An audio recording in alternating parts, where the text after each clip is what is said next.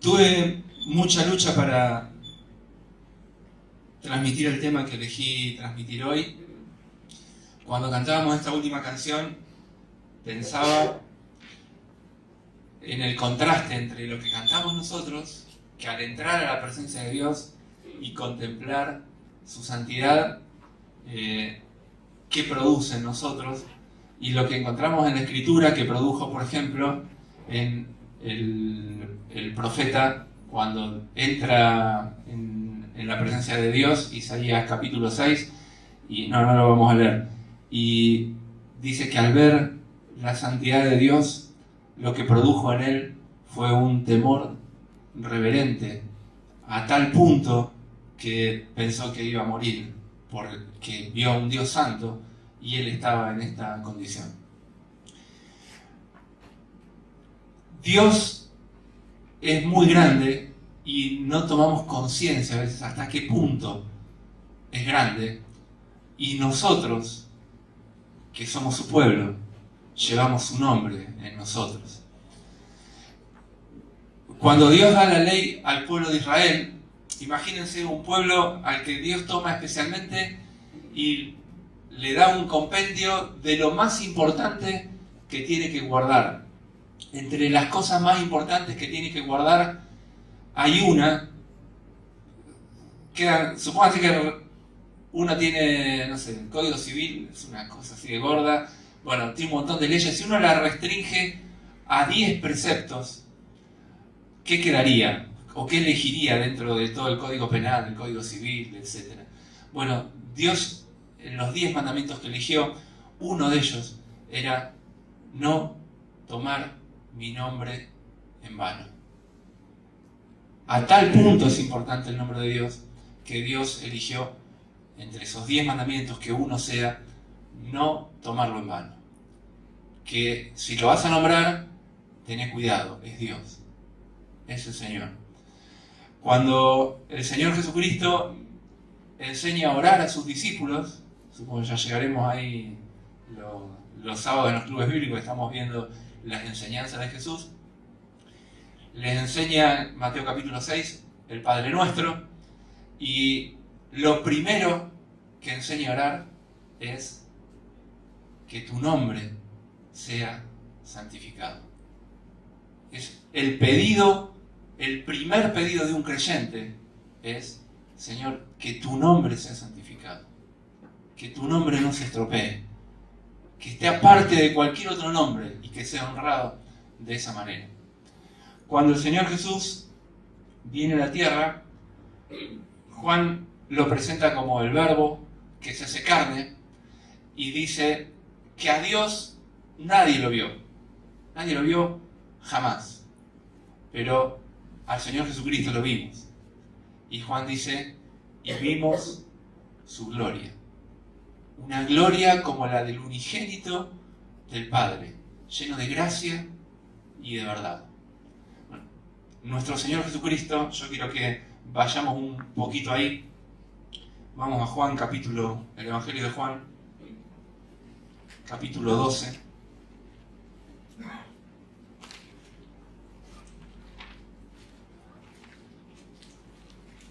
El Señor Jesucristo vino con una misión a la tierra.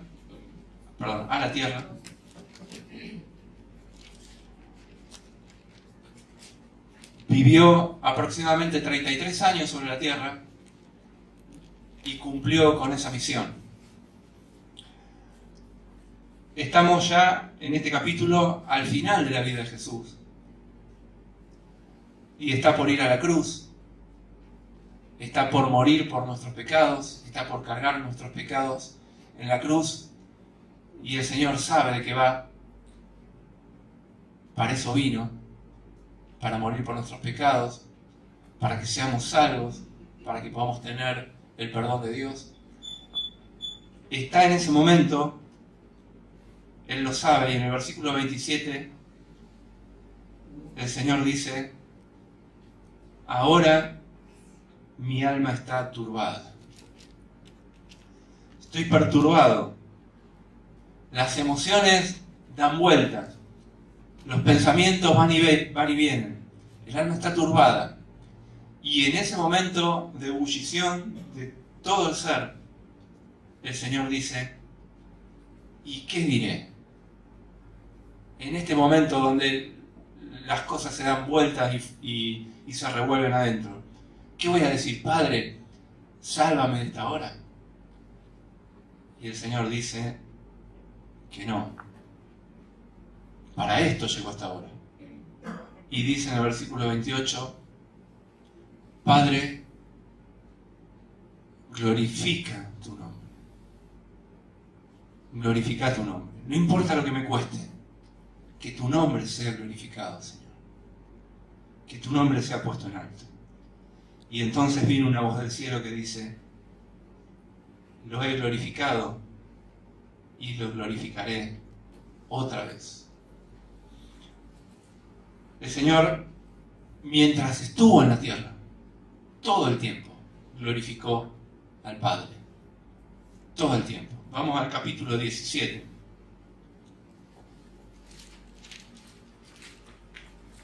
Ya es más inminente la cruz. Ya participó de la cena, de la última cena con los discípulos. Él ya sabe que la tropa lo viene a buscar con Judas, que ya se había ido para traicionarlo. Y el Señor, en el capítulo 17 de Juan, sabe que se va, sabe que parte, y sabe que quedamos nosotros, sus discípulos. Y entonces hace esta oración. Es un cambio de época, porque Él termina su ministerio en la tierra. Y lo que va a seguir, en poco tiempo después, es el ministerio de los discípulos, el ministerio de la iglesia. Y Él dice: estas cosas habló Jesús, versículo 1, y levantando los ojos al cielo dijo: Padre, la hora ha llegado, glorifica a tu Hijo, para que también tu Hijo te glorifique a ti. Versículo 4.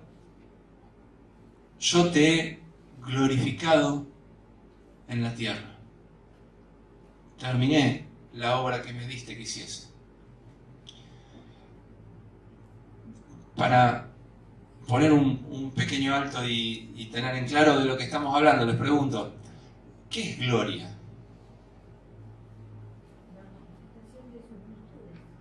Bien, la manifestación de sus virtudes. Me encanta esa definición. Yo la tengo anotada también así. Es un excelente resumen, pero ¿qué más?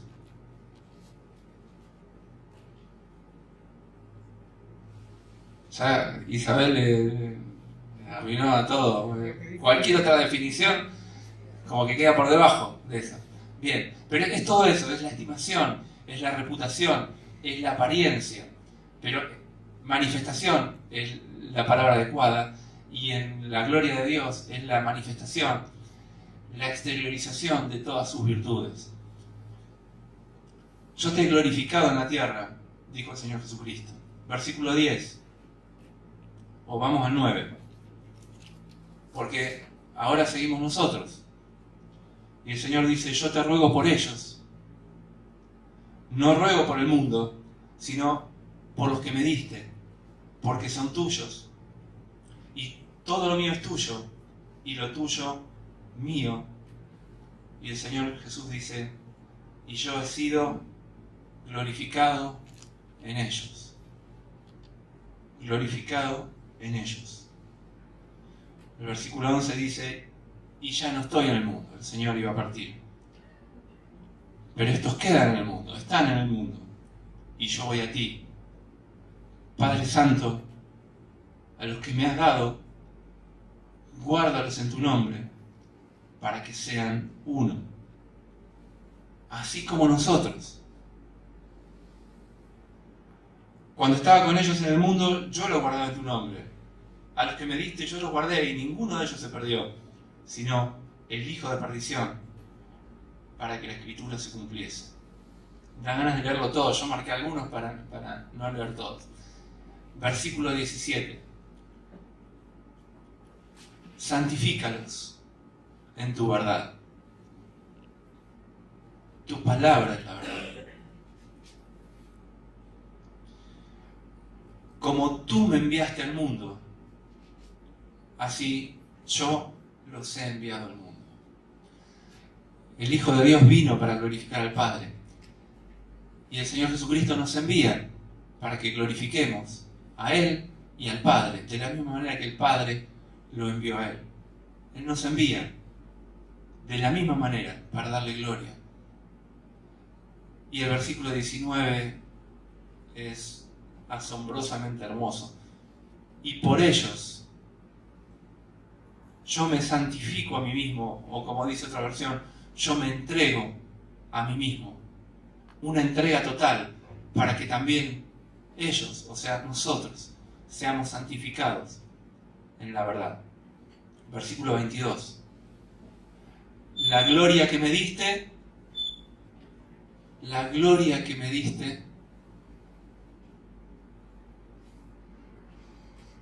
no sé si les parece verdad, pero esto es para nosotros. La gloria que me diste, la misma gloria que el Padre le dio al Hijo, yo les he dado. Para que sean uno, de la misma manera que nosotros somos uno.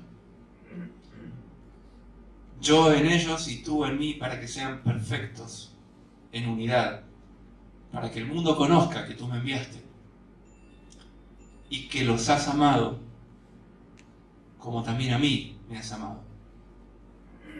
Padre, aquellos que me has dado, quiero que donde yo estoy, también ellos estén conmigo, para que vean mi gloria que me has dado. Ustedes percibirán que la gloria de Dios, la gloria del Hijo, es lo que se repite más que nada en este pasaje, en esta oración del Señor. Versículo 25. Padre justo del mundo no te ha conocido, pero yo te he conocido. Y ellos, estos, han conocido que tú me enviaste. Y Él le dice al Padre, yo les he dado a conocer tu nombre y todavía se los voy a dar a conocer para que el amor con que me has amado esté en ellos y yo en ellos. El Señor se va y nos deja esta misión de dar gloria a Él y a su Padre. Por todos lados tenemos esto en la Escritura. Vamos a Efesios capítulo 1.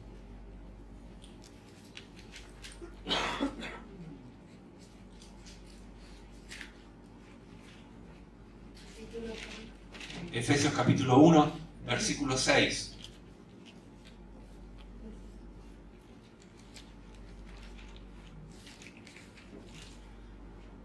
Dice que nos predestinó para alabanza de la gloria de su gracia. Para que la gloria de su gracia sea alabada. Para eso nos predestinó. Versículo 12.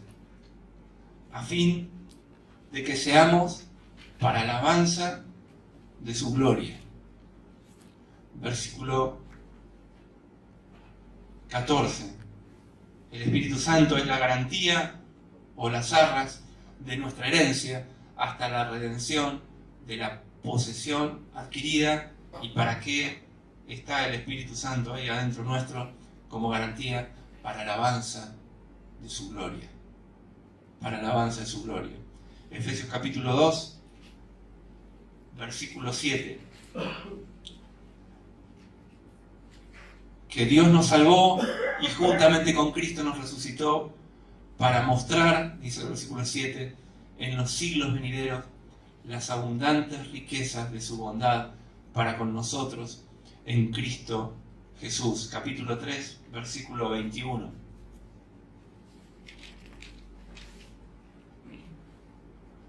A Él, a Dios, sea gloria en la Iglesia, en Cristo Jesús, por todas las edades, por los siglos de los siglos. Amén. A Él sea la gloria en la Iglesia. Y esto es cada aspecto de la Iglesia, desde la alabanza y la adoración. No hay otro lugar en la tierra donde se glorifique el nombre de Dios que no sea en la Iglesia, cuando su pueblo se reúne. Es un cachetazo al príncipe de la potestad del aire, al príncipe de este mundo, que haya un grupo de gente que esté dando gloria a Dios por lo que hizo en sus vidas. Es honra para el nombre de Dios, es manifestación de sus virtudes. Una pena que a veces por el frío y a veces por otra situación tengamos la puerta cerrada, pero la alabanza de la Iglesia es para gloria de Dios, y el que le escucha un testimonio vivo de que estamos puestos para glorificar a Dios por lo que hizo en nosotros. Capítulo 5 de Efesios.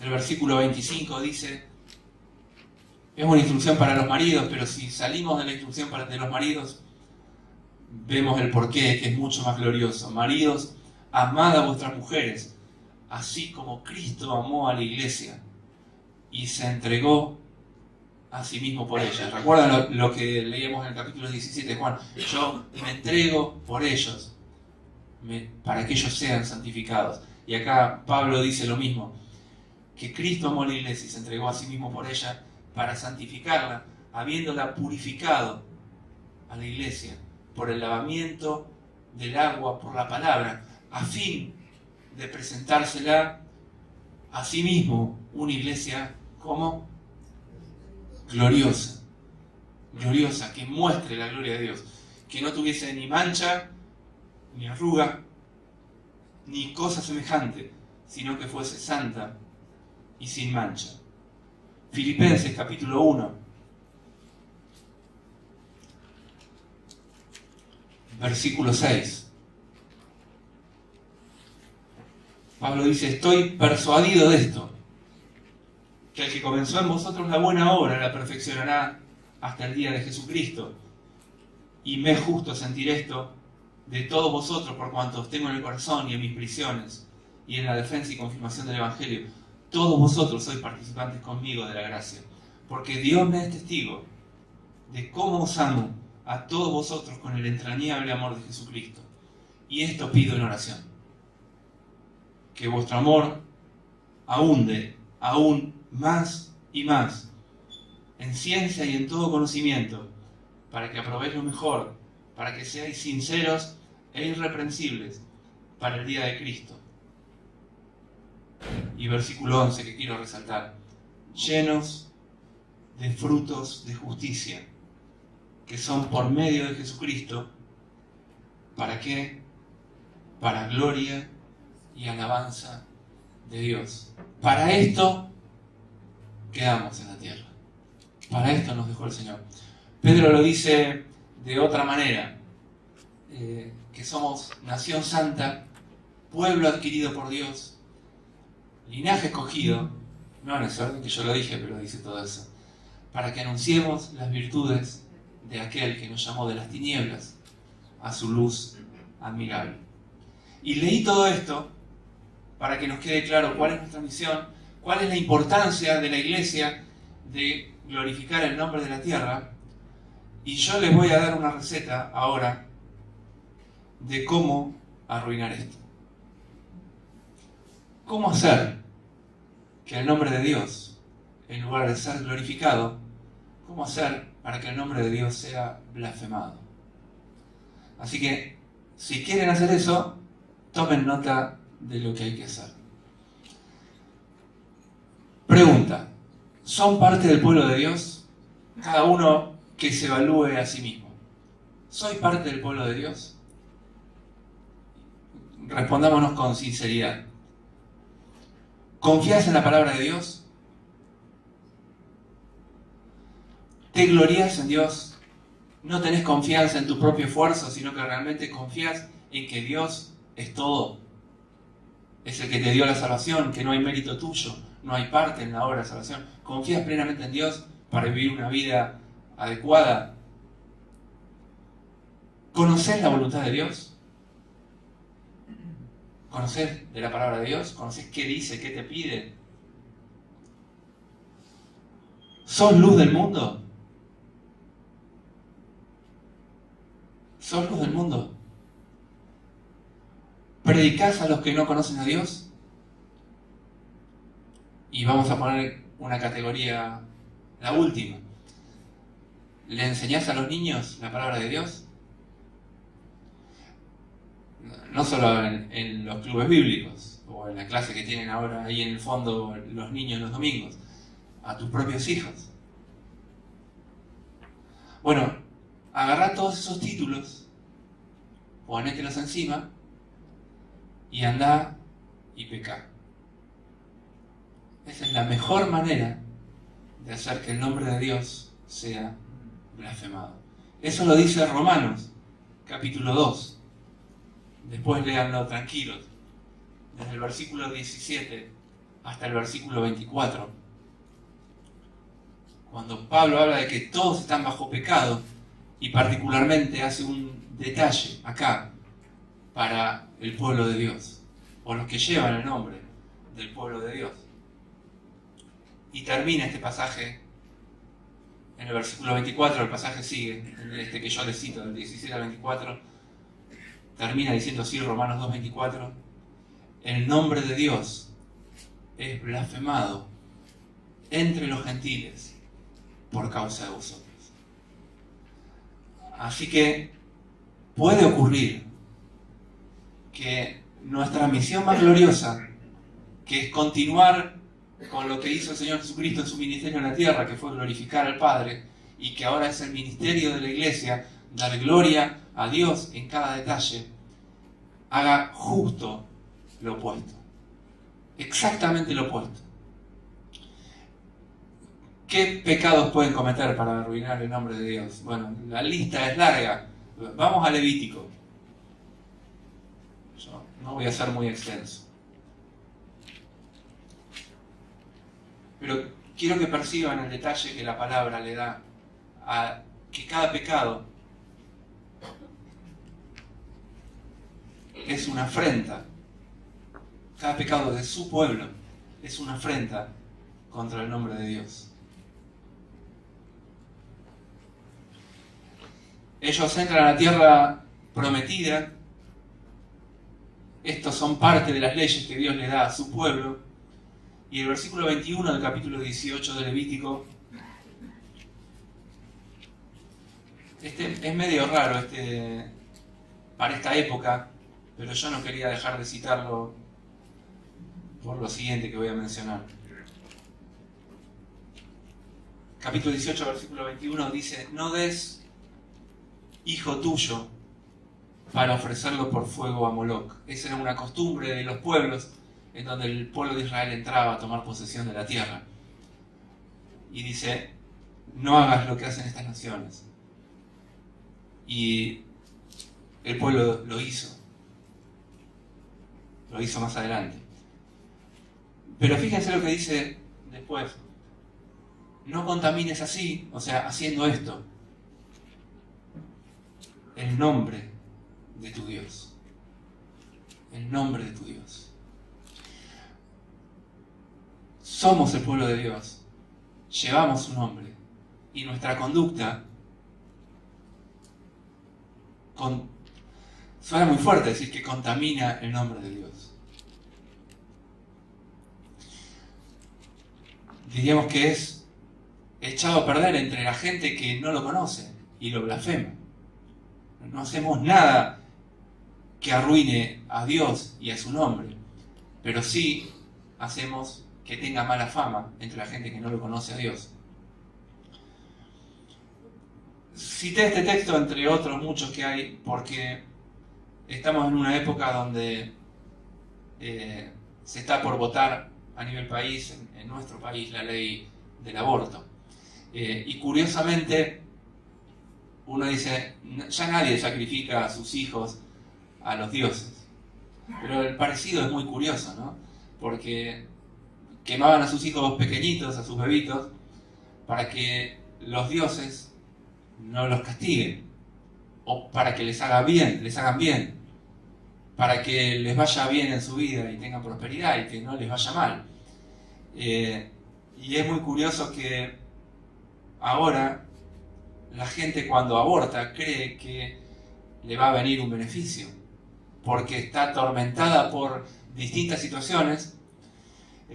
A veces las situaciones son muy dramáticas por las que una mujer decide abortar, pero cree en el fondo que le va a venir bien, que va a tener algún provecho si se deshace de ese bebé, de ese hijo que está gestando en el vientre. Bueno, vamos al capítulo 19, versículo 12.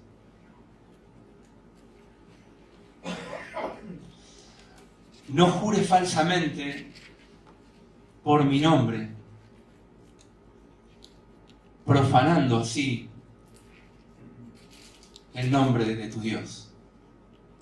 Yo, Jehová, la firma. Es curioso cómo determinadas palabras golpean el corazón de algunas personas. No viene a cuento lo que estoy, con el tema que estoy hablando, pero me acuerdo de un compañero de la facultad que al leer el Antiguo Testamento quedó sorprendido de la autoridad de este libro y que estaba firmado casi en cada renglón con esta frase: yo, Jehová. Lo digo yo. Bueno, volviendo al tema. Los sábados estamos aprendiendo distintas enseñanzas de Jesús. Y acá dice que no juremos falsamente. Pero el Señor fue más allá y dice, no solo no jures falsamente. Si decís sí, hacelo. Y si decís no, no lo hagas. No lo hagas. Que tu sí sea sí y que tu no sea no. Porque si somos cristianos, llevamos en el nombre que nos identifica, el nombre de Cristo. Y si no hacemos esto, profanamos el nombre de Dios. Capítulo 21, versículo 9.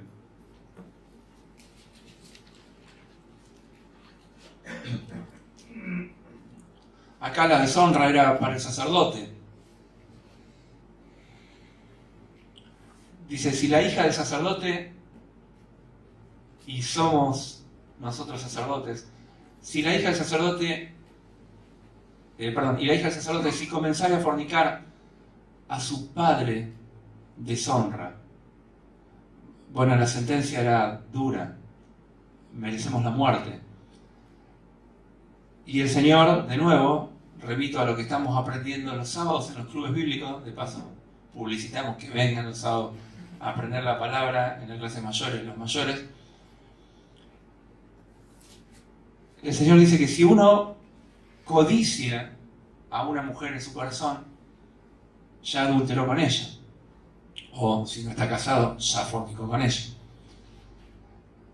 Si esto deshonraba al sacerdote, que era el padre de la mujer que cometía esto, ¿cuánto más a nuestro Padre, si nosotros somos hijos de Dios? Bueno, y para no abundar en más, capítulo 22, pueden leer, por ejemplo, el 21, para que anoten versículos 21 y 23, capítulo 22, versículo 2, todos hablan de profanar, de quitar o no dar gloria al nombre de Dios. Pero terminamos con el final del capítulo 22, versículos 31. Dice, guardad mis mandamientos y cumplidlos. Yo, Jehová. Y no profanéis mi santo nombre, para que yo sea santificado, que es la oración que pidió el Señor Jesucristo. en medio de los hijos de Israel, ahora en medio de los discípulos que llevamos el nombre del Señor. Y le afirma: yo, Jehová, que os santifico, que os saqué de la tierra de Egipto, de la tierra de esclavitud, para ser vuestro Dios. Y otra vez, yo, Jehová. Así que, si no queremos cumplir con esta misión, si queremos deshonrar, la receta es, con todo esto que el Señor nos bendijo, vayamos y pequemos. Y la variedad es muy grande. Acá hay un montón de ejemplos en el libro de Levítico, y nosotros conocemos varios otros. Por el ministerio que lleva adelante la iglesia, que tenemos el privilegio de llevar adelante con Javier, Paula y Marilú, a veces vienen personas confesando algunos pecados graves. Y uno puede detectar que estos pecados graves tienen su causa en un daño que han sufrido cuando eran chicos, que han sufrido un abuso infantil. Pero la palabra de Dios tiene que ser clara, y la palabra de Dios tiene que penetrar y discernir bien las cosas que hay en el corazón. Porque de ninguna manera estamos justificados por nuestros pecados. Si vamos al Edén, desde el mismo momento que Eva pecó y Adán pecó, el Señor los confronta y no hay excusa que valga. Bueno, me oyen bien, ¿no? No hay excusa que valga. El Señor lo confrontó y le dijo: ¿qué hiciste? ¿Qué hiciste? No ¿por qué lo hiciste? ¿Qué hiciste? No, lo que pasa es que la mujer que me diste, y la mujer dijo: lo que pasa es que es la serpiente. Y uno puede decir: lo que pasa es que cuando yo era chico, mi papá, mi mamá, mi padrastro, y son gente que es creyente, que ha conocido al Señor, pero que está dominada por un pecado y no puede lograr vivir una vida de santidad echándole la culpa a algo que pasó antes. Uno entiende el sufrimiento, uno entiende el dolor, pero es necesario que la persona sea consciente de que está deshonrando el nombre de Dios. A veces miramos lo que el pecado hace solamente en nosotros, en las personas. Cuánto nos daña, cuánto nos afecta, qué consecuencias nos trae a la vida. Y sin duda es dolorosísimo. Hace poquito tuvimos una entrevista con una señora y uno ve la familia arruinada por todos lados. Todo arruinado. Y cuando lo cuentan se quiebran del dolor. Pero a veces el dolor es solo por la consecuencia que están sufriendo en su vida, y no porque deshonraron el nombre del Señor. Y yo quiero que pensemos en los pecados que todavía no hemos desechado y no podemos sacarnos de encima. Y no miremos solamente las consecuencias que traen a nuestra vida, que son dolorosas. Miremos las consecuencias que traen al nombre de nuestro Dios, porque estamos en esta tierra para dar gloria a nuestro Dios. Bueno, César está filmando esto y después lo sube a la red y a veces pone un título. El título sería muy cruel, ¿no? ¿Cómo deshonrar? ¿Cómo hacer blasfemar el nombre de Dios? Yo quiero terminar con un ejemplo escritural para que veamos cómo se revierte esto.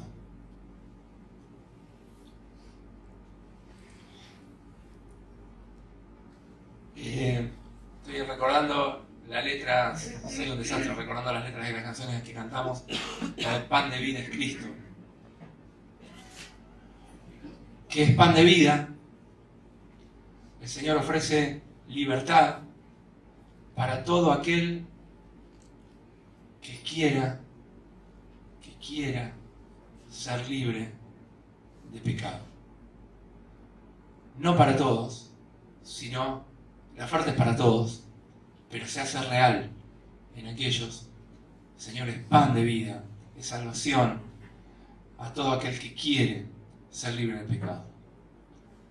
Y como siempre que uno confronta, y la palabra nos confronta con el pecado, hasta ahora, porque todavía estamos en tiempo de gracia, el Señor lleva la verdad y confronta, y a la vez nos abre la puerta de misericordia para que salgamos por ahí de una vez por todas. Y quiero, aunque es conocido, quiero destacar el ejemplo de David.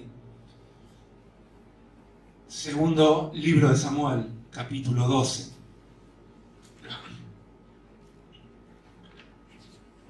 David, un hombre conforme al corazón de Dios, cabeza de la nación, porque en este momento ya es rey de la nación de Israel. Toda la nación estaba planeada para ser un reino de sacerdotes. Esto después se frustró y solo quedó un grupo para ser sacerdotes. Pero sin duda era una nación para dar gloria a un Dios que con los más miserables de todos, con la nación más pequeña, con la nación más insignificante, puede hacer de su nombre un nombre glorioso. Y eso lo mismo es para nosotros, que con gente tan miserable, tan vil a los ojos del mundo, Dios puede llevar gloria a su nombre. Y David era la cabeza de esa nación, un varón conforme al corazón de Dios. Pero fíjense lo que dice el versículo 14 del capítulo 12. Con este asunto, hiciste blasfemar a los enemigos del Señor. Un creyente, un hombre que confía en Dios, un hombre que instruye a los demás, una persona que da ánimo a los demás, puede hacer que el nombre de Dios sea blasfemado entre los enemigos.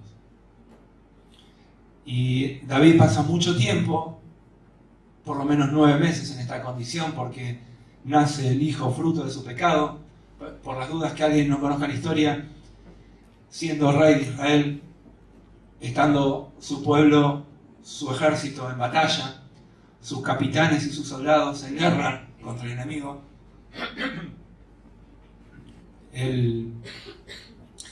David se queda en su palacio y paseándose por la terraza de su palacio ve a la hija de a la esposa de uno de sus capitanes, a Betsabé, se acuesta con ella queda embarazada y tratando de ocultar su pecado, manda a llamar al capitán, a Urías, al esposo de Betsabé, para que vuelva y se acueste con ella, con su mujer, y de esa manera disimular su pecado. Esto no ocurre. Aún borracho, él no acepta pasar un momento de buen momento con su familia, porque todo el pueblo estaba luchando la batalla de Dios. Entonces David lo manda otra vez al frente, lo manda con una carta para que lo maten de una manera muy cobarde, o sea, poniéndolo en el frente de batalla y mandándole a su general que deje a su capitán, a Urías, en el frente de batalla, que retrocedan, que lo dejen solo y que lo maten. Y esto ocurre, Urías muere, David toma a su mujer por su mujer, pero esto que David hizo, este asunto, hace blasfemar a los enemigos de Dios. No sé hasta qué punto somos conscientes que en nuestra vida lleva implícita una batalla espiritual entre las huestes de Dios y las huestes de Satanás. Cada vida, cada alma es preciosa a los ojos de Dios y por lo tanto preciosa a los ojos de Satanás para derribarla y para arruinarla.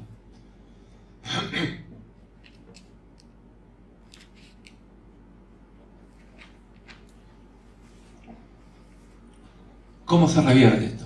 vamos a lo que hace Dios con David a través de su profeta Natán. Versículo 7. Le cuenta una parábola y David toma conciencia a través de verlo en otro, en una parábola, que él es el que es digno de muerte. Y Natán le dice, versículo 7, tú eres aquel hombre. Así ha dicho Jehová, Dios de Israel. Y empieza a enumerar las bendiciones que Dios le dio. En la cena del Señor, Isaac nos hacía leer primera carta de Juan, capítulo 3, versículo 1. Hermanos, miren qué amor que nos dio el Padre, que seamos llamados hijos de Dios. Qué amor, te puso su nombre encima tuyo. No sos hijo de cualquiera, sos hijo de Dios. Te puso ese nombre. Él es tu Padre. Él es nuestro Padre. A mí también me lo puso. Yo te ungí por rey sobre Israel. Te libré de la mano de Saúl. Te di la casa de tu Señor. Te di las mujeres de tu Señor en tu seno. Te di la casa de Israel y de Judá. Y si esto fuera poco, te habría añadido mucho más. Posiblemente David tuviera una herida en su pasado. Él era el último de muchos hermanos, despreciado por muchos de los hermanos. Por lo menos los más grandes tenemos base en la Escritura para ver que lo despreciaban, lo acusaban injustamente. El padre no lo tenía en cuenta. De la madre no tenemos referencia. Posiblemente esto haya sido una causa por la cual David tenía un problema con las mujeres. Pues tenía David un problema con las mujeres. Tenía una necesidad de afecto que seguramente su familia no le dio. Pero Dios lo confronta con lo que hizo, con su pecado. No hay nunca justificación para el pecado, porque Dios, fíjense lo que le dice en el versículo 9. ¿Por qué pues tuviste en poco la palabra de Jehová? Cada vez que pecamos, no importa el pecado, lo que hacemos es tener en poco este libro. Tener en poco es menospreciarlo. Es decir, que hay otras cosas que valen más. Mis sentimientos, lo que yo siento, vale más de lo que este libro me dice. Lo menosprecio y le hago caso a mis sentimientos. Y avanzando en la lectura, capítulo 10,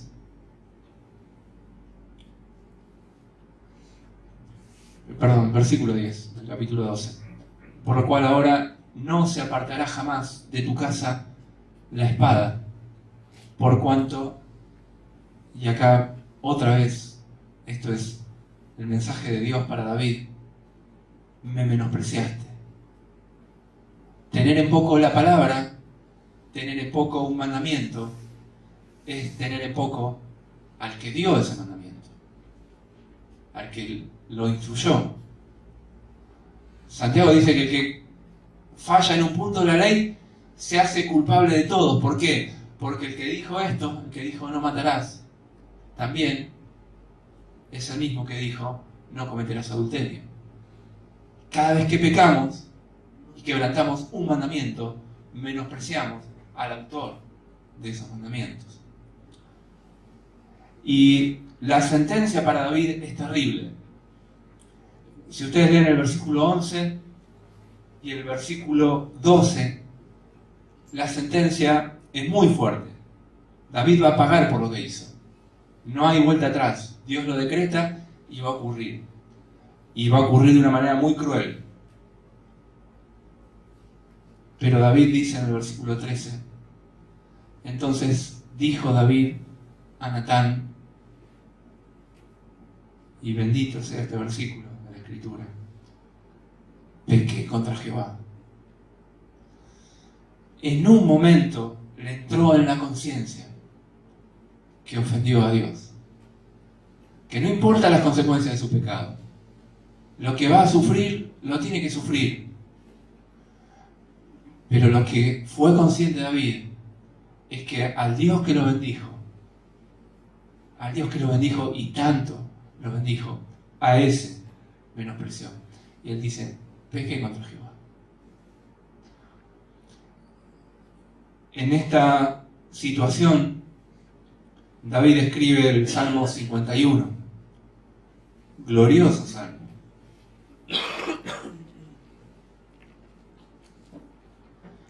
Y dice,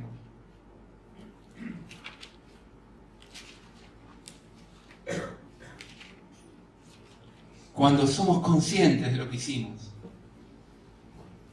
cuando realmente queremos ser libres de la suciedad que arruina la gloria del nombre de Dios, entonces hacemos una oración como lo que hizo David en el Salmo 51. Ten piedad de mí, oh Dios, ten piedad de mí, conforme a tu misericordia, conforme a la multitud de tus piedades, borra mis rebeliones. Lávame más y más de mi maldad y límpiame de mi pecado. Porque yo reconozco mis rebeliones y mi pecado está siempre delante de ti. Perdón, delante de mí.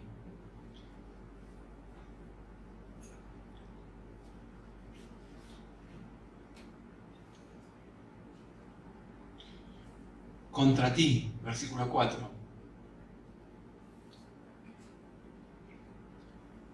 Contra ti solo he pecado. A ningún otro. No es que no ofendemos a otros. Él le arruinó la vida a una familia. Pero se dio cuenta de la trascendencia espiritual, eterna, de su pecado. De que hizo blasfemar a los enemigos de Dios. Y dice, contra ti solo he pecado. A vos, Señor. El asunto es con vos, Señor.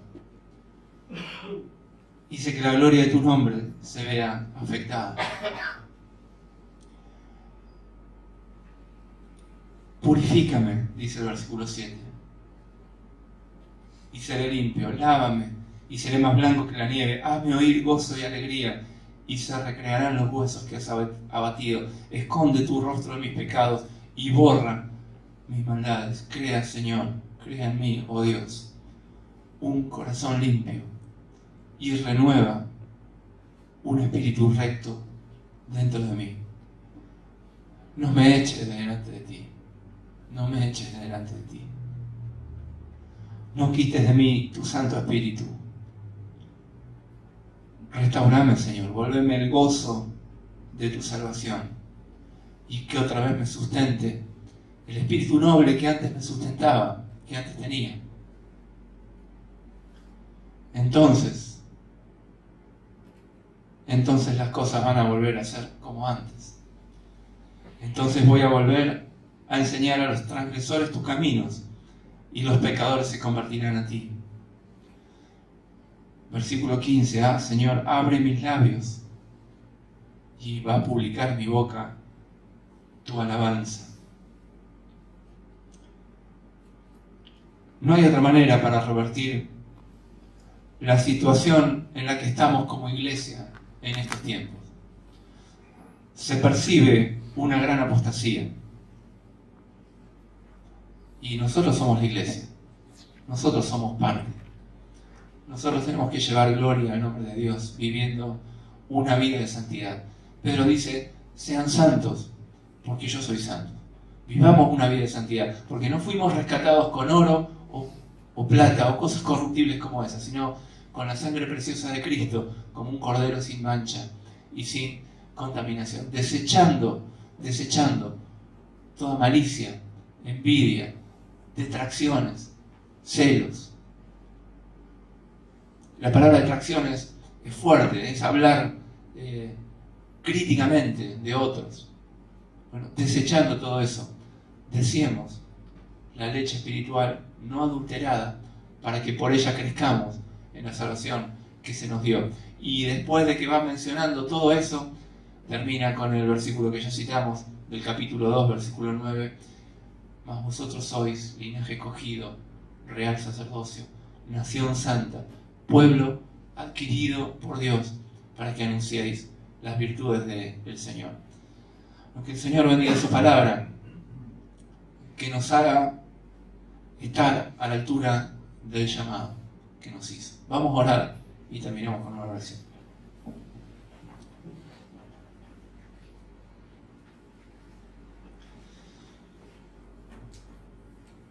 Querido Señor, al leer tu palabra somos conscientes que nos dejaste acá en la tierra.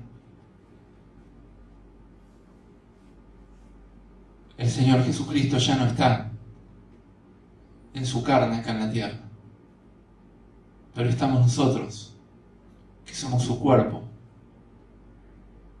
para llevar gloria a tu nombre. Y Señor, nos duele cuando no lo hacemos.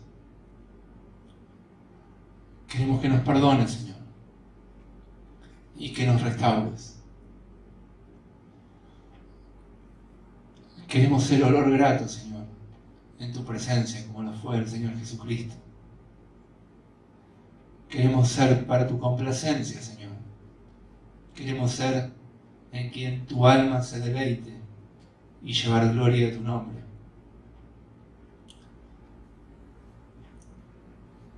Bendecinos, por favor, Señor. Danos otra vez olor a tu pueblo, a Evangelio.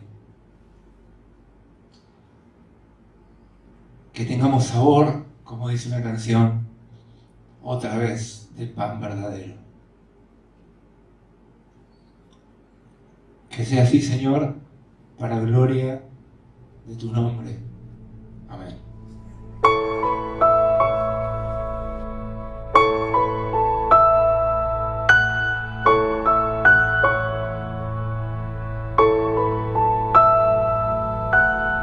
Grace to you and peace. Grace to you and peace. From God our Father and the Lord Jesus Christ.